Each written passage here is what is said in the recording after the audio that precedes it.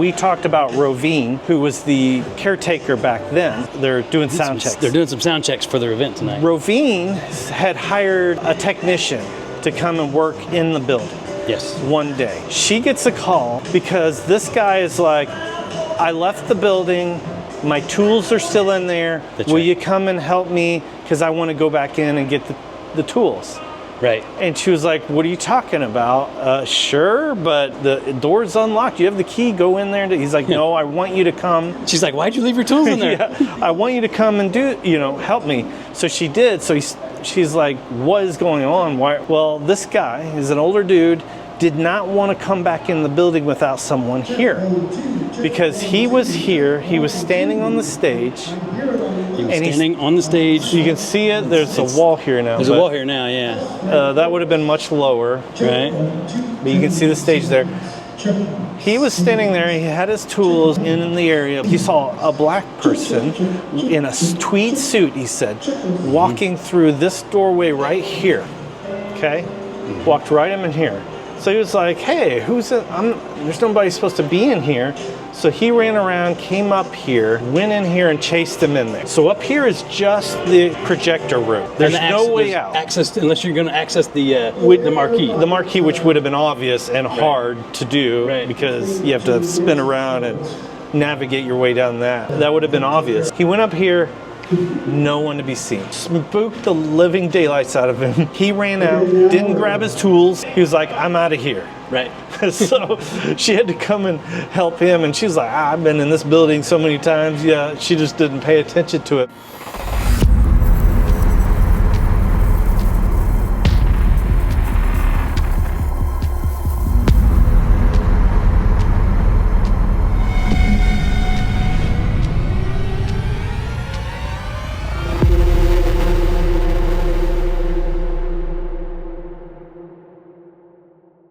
So we're on the upper balcony. We were packing up for the night. We had an investigation throughout the night. When we do an investigation, we have equipment everywhere throughout the building. Yeah. We had DVR running, so we had cameras, wires everywhere, audio equipment everywhere. Yeah. We just have stuff everywhere. So when we're wrapping up, we have people going all throughout the building picking stuff up. I was about in this area picking up some cords, and I had already been all the way up there where we just showed you a minute ago. Okay. See this wall behind us, this blue wall? That wasn't there at the time. That wasn't there, and the chairs went all the way up to the next wall, which is back there, which is hard to see now because this wall is here. But I was standing here. I had already been all the way up into that segregated area that we showed you, and I had picked everything up and had all of our gear out, and I had already taken that down, and I was here getting cables. We had another investigator. His name was 2K. He had long hair at the time that was down just past his shoulders. Yeah. For a guy that's kind of long hair. I saw him walk up the side over there that we just came down. Right up on that side over there. Okay. I saw him go all the way up to that wall up there. And I called for him. And we called him, his name was 2K, is what we called him. And I said, 2K, I already got the stuff up there. Hey, 2K. Hey, 2K. And after about the third time I said it, he pops his head out over here where Piper's standing right now. And I don't know if you can see her on camera or not, but she's way over there. Right underneath the green exit sign. That's the way to get to the lounge area. He had gone down to the lounge area. He pops his head out and says, what do you want? I'm over here. I thought he was all the way up there. So it was my first real experience with what's called a doppelganger.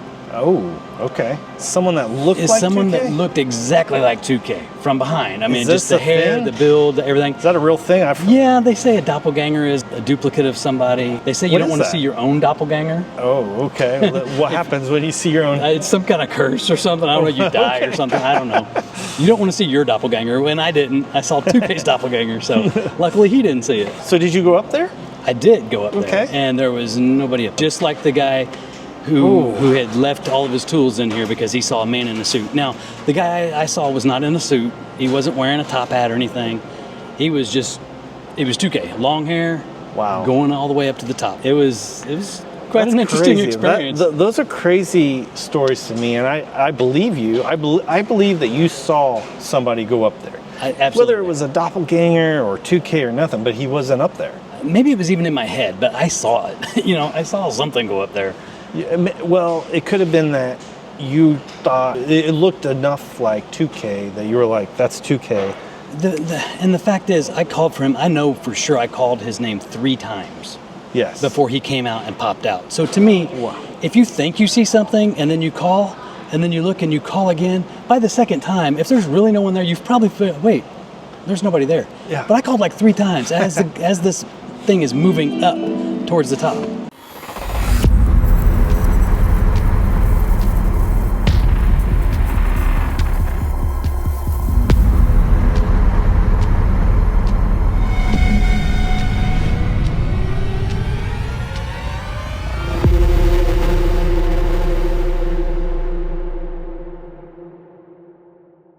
We're in the men's lounge, right? Here it is in all of its glory. It's pretty basic compared to the ladies. It is. So I was here with 2 of the female investigators that were with us at the time. One of my experiences that I had, and another group of people were in the, and I think you were part of that, were in the An auditorium. Yeah, on the lower level. On the lower level in the seating area. So I'm here, and at the time, the inner doors, there's 2 sets of doors from the front entrance. Yes. There's the very first set of doors, and then there was another set of doors. Right, and there's that ticket booth area in between. So you Yeah. come in one set of doors, and then there's like that ticket booth area, and then Yeah. you come into the building.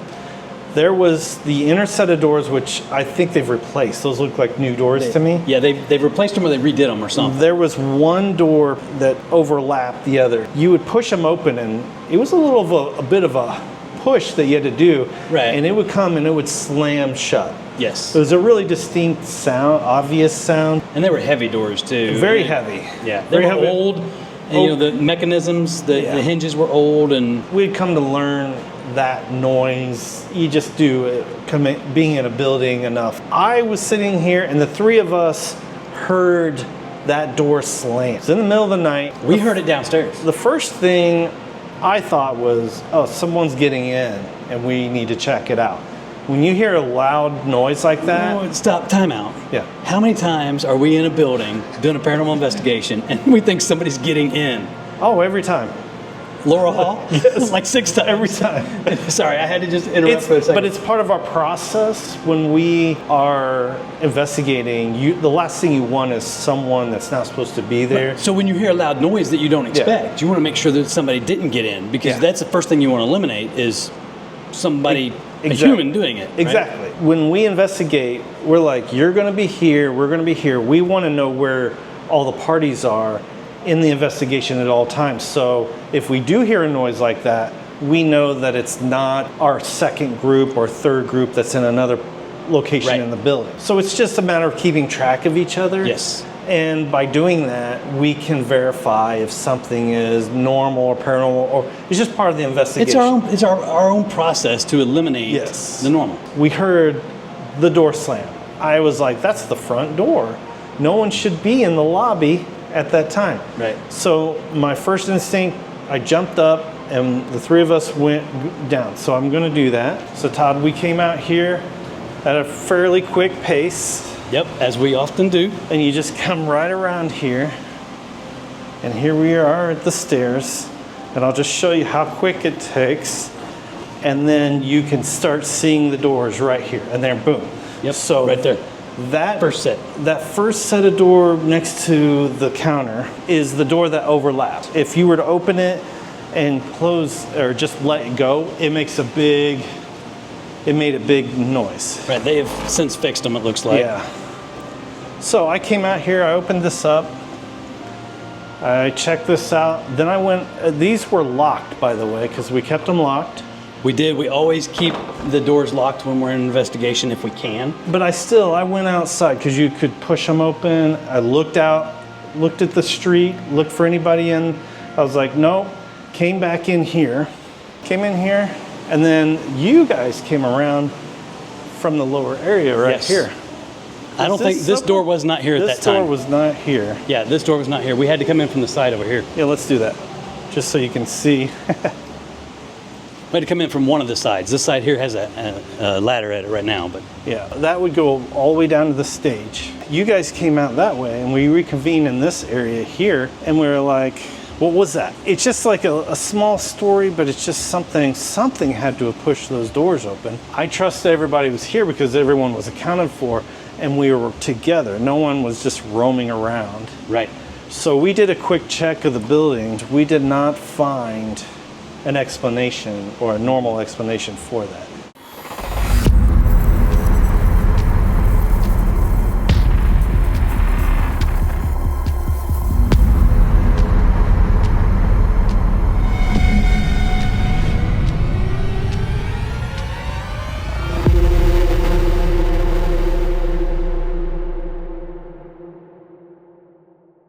Hey guys, this is Jess from the Crump. Hello. This is the new Crump lady, right? I mean, I keep people call you Read the the Crump shirt. lady. Crazy. Oh, it's a crazy Crump lady. Let me get that right. Yes, crazy Crump lady. So tell us about this place.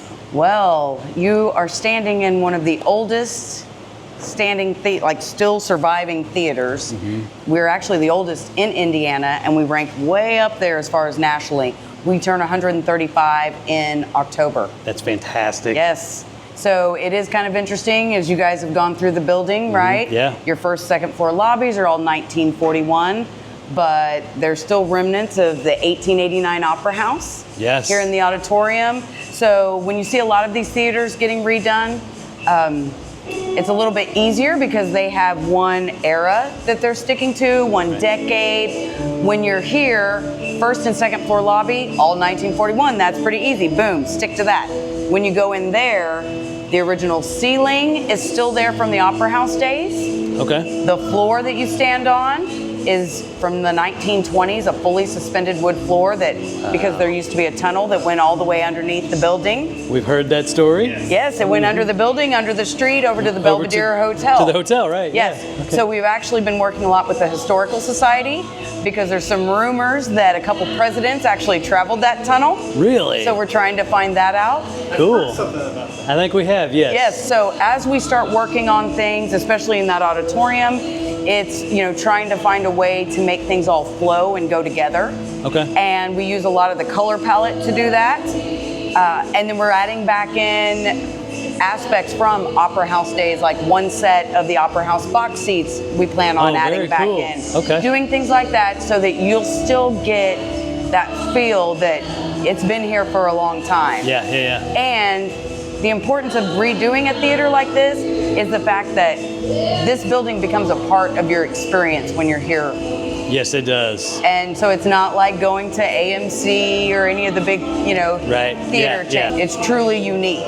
I said earlier, it's like the past is right here in the present. Right. And it is so Right. cool. It is so and cool. it has been a wild ride. In October, actually, will be my 5th year of getting the keys Oh, to wow. the building. Wow. Yes. And You've done a lot of work in 5 years. I know that for a fact. It's been crazy. 19 dumpsters and thousands of volunteers. Oh my gosh. Because everything's done by volunteers. Okay. And businesses donating material or labor. What about this mural behind us? Is this also from the 40s? Yes, it's 1941. That is so cool. It was actually done by a German muralist, M.K. Zeigner is his Okay. name. So what's unique about this, and for those of you who like to do research, get on newspaper.com and search Zeigner Chicago death. He Okay. actually died from a 40-foot scaffolding fall working on a ceiling. I think it was called it's like the tea room or something in Chicago. And it has this big picture, and you understand why the guy probably fell from that scaffolding. We have one of the most unique Zeigner murals. It's based on the Industrial Revolution, but what makes it even more unique is the fact that it glows in the dark. Wow. Right now we've got too much light, Right. but he actually used phosphorus paint and it's outlined. So there's a lot of detail you miss when it's not lit by a black light. Okay. This gentleman here actually does have pants on. Oh. There's things like that. There's actually 2 ox. Oh yeah, I can kind of see where the other one is a little bit. You can see Yeah. more of like the billowing steam with the factory, but the whole United States, the eagle, actually her torch and crown glow. Okay. It's gorgeous. Now, when I got the keys, you couldn't see it. It was I was going to say, I dirty. don't remember us ever seeing this. No, it was there, but it was so dirty and covered that you couldn't see it. Well, how can people help? I mean, I know that you take donations and stuff. You also have events here. What can they do to kind of get involved to help with the Crump? Well, if you're local, and actually we have volunteers that travel from a lot of surrounding cities, even some of our sister theaters. We have our Facebook page, the Crump Theatre, and then we have a Facebook group page called Save the Crump. Okay. But on our main page, the phone number that's listed there, that's mine. The email comes to me. And so whatever it is you're interested in doing, whether it's volunteering or donating, you just let me know and we will be glad to help you, because we can make $1 go really, really far. Yeah, that's great. This water fountain had been missing for over 20 years, and we found it. It was holding open a door. There was other stuff in front of it. Oh my God. There was so much dirt and filth on it, you couldn't tell it was blue. And a donor not only helped with all the electrical, the plumbing, and even a triple water filtration system, but these are our magical water fountains using the same technology as the phantom doors. All you do is walk over, lean down, get it, and on it goes. That's so cool. So those are our... And that's the same technology that opened the doors back in the 40s. And that was state of the art. Yeah, of course. So the Rimbush family poured a lot of funds into here. Okay. And you'll go to some of the other theaters that were sister theaters. There's similarities that you'll see, but there's also a lot of unique characteristics here that they put in, focusing on infinity columns, the mirrors on the ceiling, and one day we'll have neon back up there. Oh, that's so cool. Just baby steps. We keep tackling one thing at a time. That's so awesome. You've done such a great job here. Thank you. Anyway, any other ways that they can help, they can just contact you Absolutely. through Facebook. Well, this is so awesome. Thank you so much for letting us have access to this place. You're and welcome. Check it out. You will definitely see us some more. And hopefully in October, as I get all the details worked out for this kind of like paranormal palooza that we're looking at. So we would love to come hang out for and that. I'll be picking your brain now that I know you planned one too. Absolutely, for sure. So thank you so much, Jess. No, thank you guys. It's great being here. Come back, please. Thank you. Please, we really, please. The Crump, Todd. What do you think?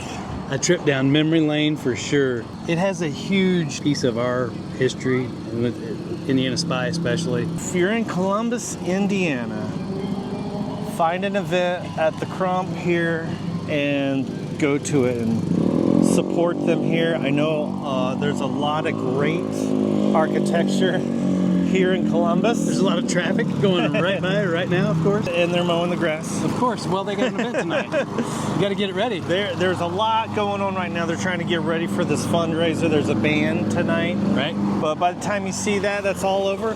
But they're going to do their anniversary events this fall. They also have a paranormal event, they said. They do. They have a paranormal thing coming here in October. Yeah, I don't know if they've advertised that yet. Check out their Facebook. I'll get what I can, information in the description, so you can check it out. Todd, what do you feel coming back? How do you feel about it? Man, there's a lot of feelings coming back to this place. We put so much time and energy and effort into Phenomicon. Yep. But we've also had so many Bring over great the poster. places. Let's check this out. So in 2000, what year is this? 2008. Okay. Look at this. So this was Indiana SPI and Erie Radio, Crossroads Paranormal, Indiana Phenomicon, 2008. So we were the ones who organized this. Yes, we did. What a great event that was. It was fantastic. We had over 400 people there. 16 years ago, doing a similar thing this fall. So if you're around, I would definitely check it out. It's a beautiful Art Deco building. It's amazing. I mean, this place was built in 1889, so obviously it's been renovated and redone a few times. There's lots of different decor in there. There's a lot of, like you said, Art Deco. That's the coolest part, in my opinion. Yes. It just throws you back in time, and it's Todd, really cool. Again, they rolled out the red carpet. Of course they did. It's the Dabbling Duo. You're going to. If we're showing up, they're going to roll it out. Yeah. Thanks for watching. We'll see you next time. Subscribe. Make a comment below what you think about the Crump. If you know a place that you'd like us to come and check out, be sure to let us know. Email us. All stuff in the description. And we'll see you next time. See ya.